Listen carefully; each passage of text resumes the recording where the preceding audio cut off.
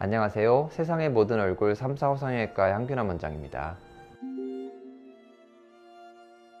턱 라인 쪽에 관련된 고민들이 우리나라 환자들에서 특히 많은데요. 왜냐하면 우리나라 환자들은 턱이 좀 상대적으로 작은 경우가 많기 때문입니다. 그 입가 쪽과 관련된 턱선 라인과 턱 밑 이렇게 아래쪽에 해당하는 부분이 고민이신 분들이 턱선 라인의 턱뼈를 따라 이렇게 당기면서 내가 이렇게 귀 쪽으로 해당하는 부분에 수술을 하면 되겠구나 라고 생각하고 오시는 경우들이 많은데요. 사실 처져 내려온 부분이 이 아래쪽이라고 하더라도 실제로는 위에서부터 차곡차곡 쌓여서 내려온 거라고 생각하시면 됩니다. 그래서 우리가 흔히 중력의 반대 방향으로 위쪽으로 잡아당겨야 한다고 이야기를 하는데, 가운데 얼굴 입장에서는 이렇게 턱선 라인을 따라 잡아당기는 게 아래쪽 방향으로 잡아당기는 형태가 되거든요. 그래서 아무리 아래쪽이라고 하더라도 전체적으로 위쪽으로 잡아당기는 방향의 리프팅이 제일 기본이 될 수밖에 없고, 그렇기 때문에 턱선 라인일지라도 절개는 상대적으로 턱선보다는 위쪽에 자리하는 형태가 되는 경우가 많습니다.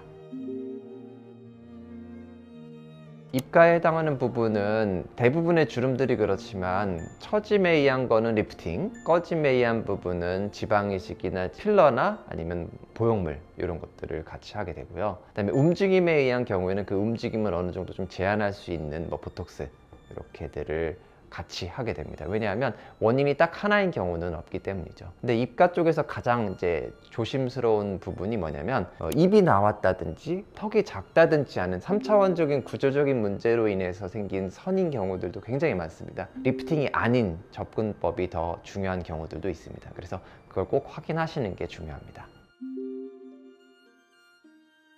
팔자주름이 처진 느낌인 경우는 모양이 조금 전형적입니다. 팔자주름의 길이가 길어지면서 그 위쪽으로 이렇게 얹혀져 있는 이런 형태의 주름인 경우에는 이거는 처짐에 의한 팔자주름인 경우가 많습니다. 그래서 이런 전형적인 길어진 팔자선과 그 위에 얹혀져 있는 살 느낌, 이런 형태의 경우에는 리프팅을 통해서 좋아지실 수 있습니다. 다만 내가 팔자주름이 좀 옛날부터 있었고 이 길어진 팔자선의 끝부분이 아니고 이 코 옆에 시작점, 여기가 나는 깊어서 고민이다 라고 하시는 분들이 꽤 많으시거든요. 그럴 때에는 리프팅으로 얻어지는 효과가 상대적으로 적을 수밖에 없겠죠. 이때는 필러를 한다든지 지방이식을 한다든지 귀족 보형물을 한다든지 하는 뭔가를 좀 채워주는 형태의 것들이 같이 동반되어야지만 리프팅의 효과를 배가시킬 수 있습니다. 단순히 그냥 당겨서 좋아질 거라고 생각하고 리프팅을 했을 때 효과가 예상과 달리 나와서 실망하시는 경우가 많은 이유가 바로 이 때문입니다.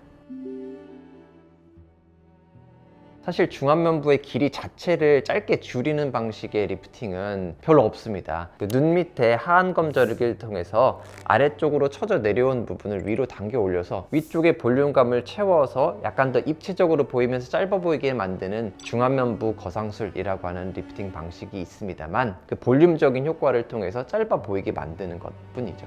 중안면부가 길어 보이게 될 때 오히려 그 길어 보이게 되는 직접적인 원인을 찾아서 해당하는 부분을 교정하는 수술들 을 해야 됩니다. 예를 들면 코가 길어 보이는 경우, 매부리 코가 있는 경우가 그런 경우가 많으니까 코의 모양을 바꾼다든지, 인중이 길어서 길어 보이는 경우에는 인중 축소술을 한다든지, 턱이 짧아서 길어 보이는 경우에는 상대적으로 하안면부인 아래쪽 3분의 1의 길이감을 늘려주는 방식으로 접근하는 게 맞습니다. 전체적으로 얼굴이라는 게 다 연결되어 있기는 하지만 어찌 보면 서로 다른 평면에 해당하는 부위들이 함께 모여 있는 거라고도 볼 수 있습니다. 그래서 내가 원하는 부위가 실질적으로 절개를 하는 부위와 조금 멀거나, 아니면 생각보다는 내가 원하는 부위에 해당하는 솔루션이 이 절개에 해당하는 부위랑 좀 다르는 경우도 있으니까요. 해당하는 부위에 효과를 볼 수 있는 수술법을 내가 맞게 선택한 건지 의사분과 충분히 상의를 하시는 게 좋겠습니다.